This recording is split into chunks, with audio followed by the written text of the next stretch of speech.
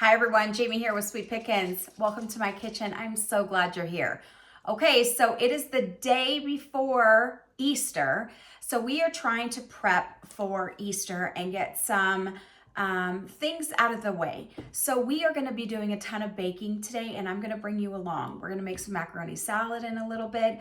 But I wanted to first start out, I'm gonna have a few different desserts, and one of the desserts I'm gonna have is like a 4-berry puff pastry, just as a treat, a snack, a dessert, whatever you want to do it. I'm just going to have it out.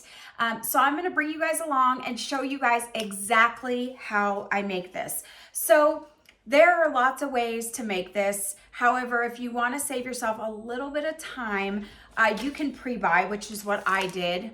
And this is Just Roll is the brand, and it just says on here puff pastry.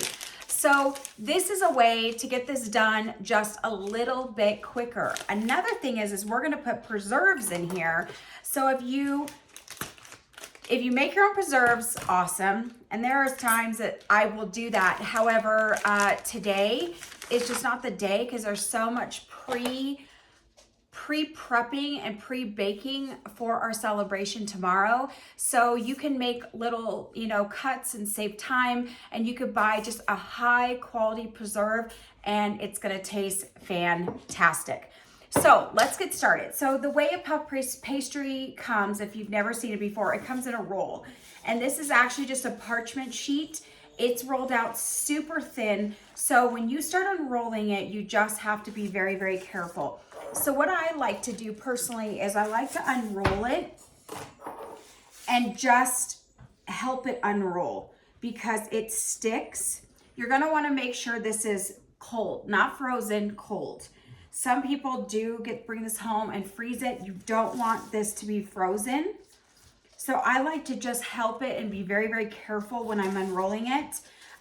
We have a countertop with tiles. So I always work on some flat surface. So right now I've got a cutting board here. I do have bigger cutting boards too if needed. So a lot of my cutouts or anything like this, you just make sure that you are using a surface where you have no lines. So it's unrolled. I'm just gonna flip this over and then I'm gonna carefully, this dough is actually pretty fragile. So I'm just gonna, you don't need this. So we're gonna get rid of this. So what you're gonna do is just make sure that your surface, all of it's on your surface. So I'm using this cookie cutter. I know it might be hard to see. It's just a perfect square. And it looks to be about a 3x3. So what I'm gonna do is I am not gonna waste any dough. So we are gonna get right to the edge and we're just going to cut these out. Now, if you need to twist a little bit just to release it, you can. Be very gentle and don't do it too hard. And the reason why I say that is because you'll distort your square and you really don't want to do that. So you can usually get about 12 out of this as long as you go right to the edges. Now, with 12, that means you're only gonna get 6 pastries because you need a top and a bottom. So I'm just doing this really, really gentle. It helps actually to have this handle on yours. And if you're having problems with your pastry dough sticking, you can add a little flour to this. Don't get too crazy and overzealous with the flour. You really don't want this to dry out or be heavy because it's exactly what it says it is. It's a puff pastry. It's going to completely puff up. All right, so we're almost done. There will be some remnants in between. I don't waste that. What I do is I roll it out and make another one. So technically you can get 13 out of this, but you do have to work for that last one.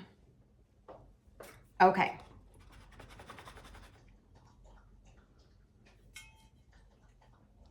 Oh, see, shoot, I didn't cut that one all the way. It was right at the edge. No big deal. Okay. All right, so let's get a piece of parchment paper here, because you're gonna want to work on a parchment paper. And then, you know, honestly, to make it totally easier, you can start working on your cookie sheet also. This is one of my smaller cookie sheets. It holds 6 perfectly and cooks them very, very, very well. So I'm just using this one. So this is actually the easiest way to do it, is just transfer them right onto your cookie sheet. Okay, so what you're gonna do is you're gonna transfer 6. So let's transfer 6 onto your cookie sheet. You don't want them touching. They don't have to be super far from each other, but you don't want them touching. Gosh, my cookie cutter did not go through on those. So let's just lay down 6, and then the other 6 will be the tops.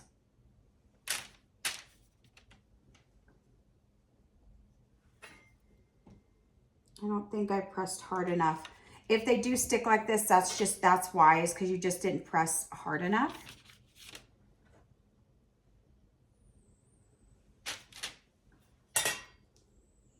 Okay.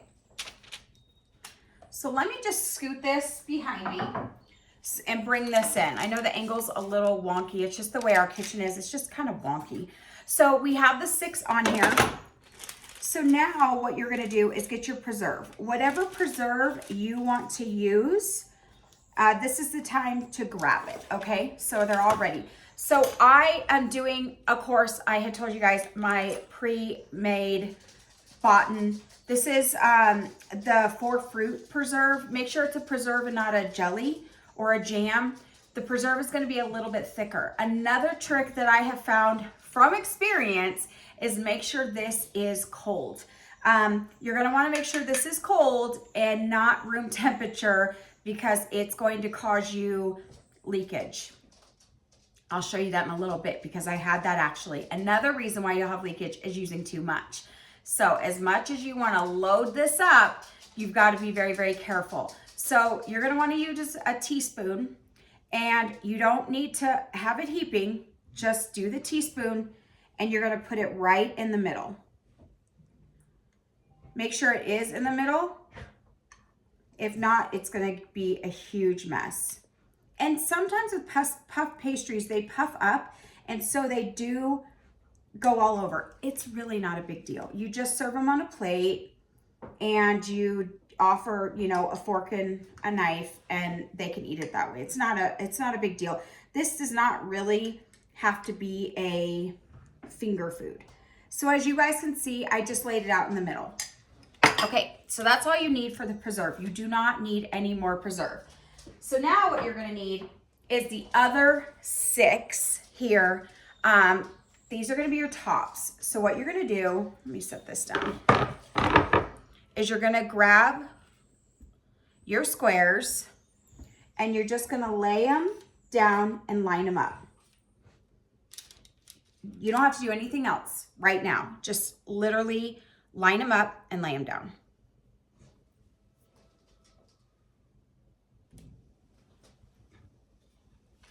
Also, you're gonna wanna preheat your oven, preheat it to 400 degrees while you're doing this. That way they could go straight in. You really don't want these sitting. You don't want them to get room temperature. Mostly for the puff pastry, you want them to keep their structure. So just like I'm doing here, I'm laying them down. And then you have all this. This is from the middle. So what I'm gonna do after we're done here, I'm gonna just literally roll this out and make one more. So you'll get one more out of this miscellaneous, the sides and in the middle, which is awesome, because then you're able to get, you know, you're not wasting. Okay, now this is where the key comes in at. You need to use your fingers, and you need to press really hard. So you're gonna press down, and you're gonna seal this shut. And I literally just take my fingers and press down.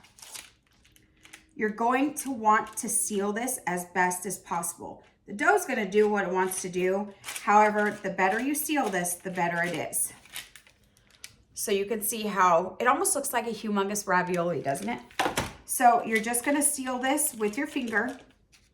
Don't worry about too much how it looks.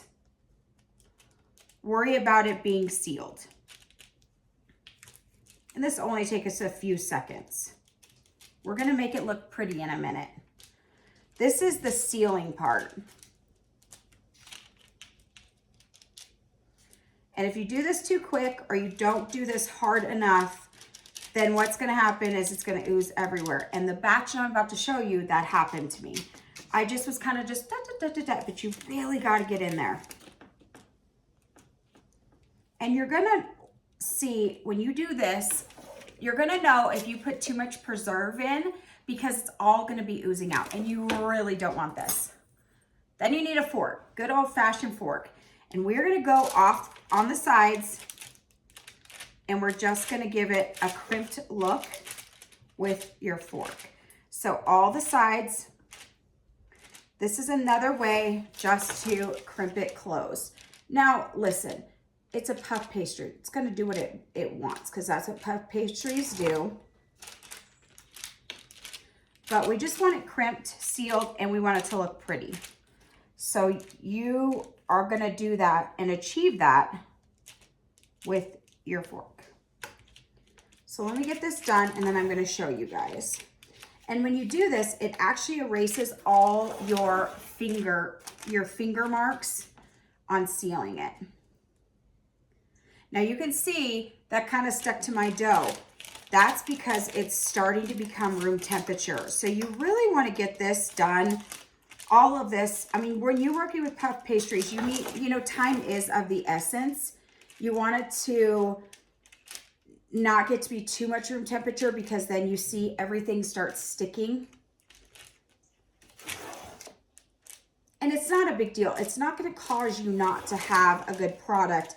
It just gets harder to work with and then you could tear it actually. All right, we have one more here.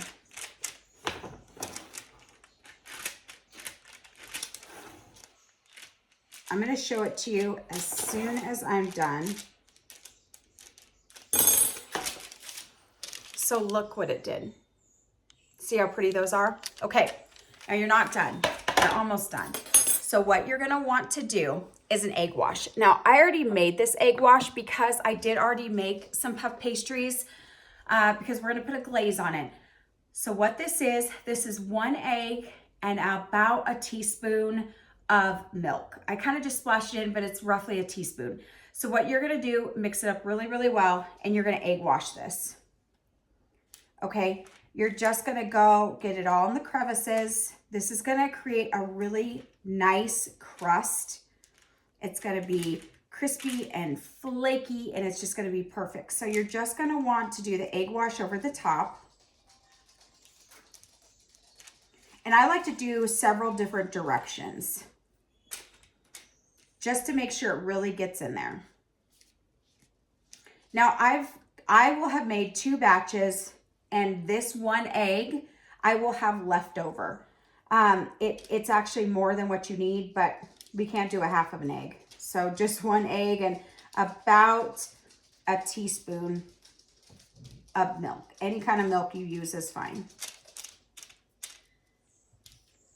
All right, so let me show you how this looks. You can see it's golden, yellow. Now what we're gonna do is we're gonna take our fork and we're just gonna do just a little bit in the middle. Just a little pokes, mostly for air. I usually do 4.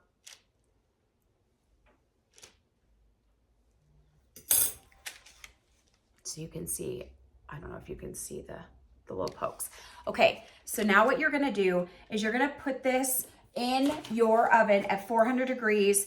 I do mine for 18 minutes. It's 15 to 18 minutes. I just looked at my notes. I do 18 minutes. 18 minutes seems to be perfect.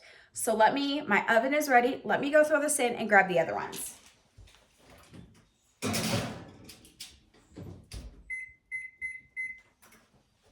Okay, those are in 18 minutes.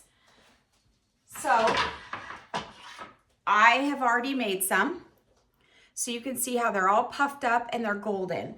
So now what we're gonna do is we are going to make a drizzle. So this is a pretty presentation.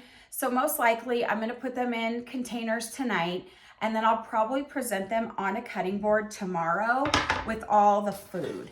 So we're gonna make just a very, very simple drizzle over the top. And honestly, this is not even really measured, to be honest with you. It's just more on feel. So roughly, I would say a cup of powdered sugar. I'm not doing it by that, but I'm just trying to give you guys, you know, an estimate. You want your glaze to have some denseness and not be super runny. You need it to move, but you don't want it to be runny. You don't want it to be liquid like milk. So I'm gonna add some milk. I probably just added a tablespoon of milk. So that's what we're gonna start with. And then just a splash, probably a half a teaspoon of vanilla. So I'm just gonna mix this up and see where we're at. And you can see, I can already tell right now this is way too runny. Way too runny. Obviously you want to incorporate all the powdered sugar, but you see how this is runny? We're going to add a little more powdered sugar. And this is kind of what I do. I just will make the drizzle and I'll just start adding to this, and this will thicken it up. So you want it to be a movable icing consistency. So you can see this here. So I think we're gonna add a little more powdered sugar. So now we're probably at about 2 cups. Again, I don't measure it because I'm more thinking of feel. And I promise, you'll know it when you get it. That's just when I do certain things, I don't measure. Okay, so see how you can see it's running, but it's not running as fast. It's a little thicker. And you're not gonna end up wasting product. You're gonna end up using all of this. So don't worry about, oh, I'm gonna make more than I need. No. So we're gonna just do a little bit more. So we're probably up to like 2.5 cups. But again, there's no real measuring this because the reality is you'll never get it the same. So it's just more on feel. Okay, now I can definitely feel that this is probably where we're gonna be at because it's harder to move, you can see, and it's running, but it's running really slow and it's thick, which is awesome. So we're gonna go in here. Let me show it to you guys. See how it's thicker? It's almost the consistency of a thick batter, which is perfect. Okay, that's perfect. So now we're gonna do, as I say, our hillbilly technique, which is a baggie. Now, can I get out icing bags? Because you guys know I have my bakery, yes. And we have tons of those bags around here. But honestly, this is just easier. So I take a sandwich bag and I literally just dump it in here. And we don't want anything to go to waste. So after it's in there, I just fold it down. And then I take my spatula and get all that out. We don't want to waste anything. And this is going to be a little bit of a golden color because you added that vanilla. If you don't want a golden color and you want it to be really white, then don't add the vanilla or add clear vanilla. Okay, so you can see it's right in here. So now what you're gonna do is you're gonna close it up, but as you're closing it, you're gonna wanna get all the air out. So here it is. It's all sealed and closed up. Okay, so what we're gonna do is we're gonna take a side and we're gonna get all that down. So that right there is what you're gonna cut. Tiny, tinier than what you think. It barely needs anything off, barely anything. I know you guys are never gonna probably be able to see that. I took off almost nothing, okay? So now I just like to gather it in my hand. This is the tip, keep that tip up because everything's gonna run out. So let's move these here and we're just gonna drizzle back and forth. If you like a thicker drizzle and you want it to come out fuller, thicker, whiter lines, you can make a bigger hole. However, you're gonna have to be very controlled with your hand or it's gonna make a sloppy, goopy mess. So literally I'm just going back and forth and I'm doing a pass 2-3 times. So it's just a drizzle on the top. And these are thin because the hole is so small. And I'll show you guys once I get this on here. So like I pass like 3 times. And then we're gonna go back through after they're all done and we're gonna go the opposite direction. But this is why you don't want it runny, because it wouldn't stay in place. You want it to be a little thicker, because you want it to stay on whatever you're making. If it's too runny and thin, it just will glop right on off and it'll be a mess. You can see, you just have to have a controlled hand. This will be enough for both batches. Okay, so let me show it to you guys. So see how that is? Don't worry about it on the, we're gonna put these away and then we're going to bring them back out tomorrow on a clean whatever you're gonna do, a serving tray, a cutting board, whatever. I love the look of a cutting board. Okay, now we're gonna go the opposite way of what we just did. And we're only gonna pass by once. This, honestly, to be honest with you, is more for aesthetics.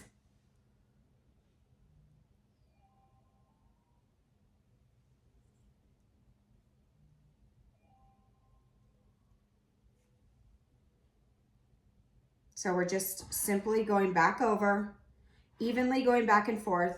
If you get a blob, you make a mistake, no big deal, just keep moving. And that is one other thing, speaking of moving, once you start, you don't want to stop. When you're drizzling, do not stop, just keep going. Even if you make a blob, doesn't matter. A lot of times it'll even itself up. So look how pretty these are. So now the key is, when you pull these out of the oven, they have to sit and cool off before you even do this process. If you add this to a pastry that comes out of the oven, you are gonna have a melty mess. If you do your icing too runny, you're gonna have a mess. So just be patient and have a little time when you guys are doing this. It's not hard. It's a fabulous product. It tastes so yummy. Now, the problem is if you want one of these and you're dying to have one, you have to wait. This has to set up. This drizzle has to sit. Now, you guys have seen me make drizzles before. They have to sit.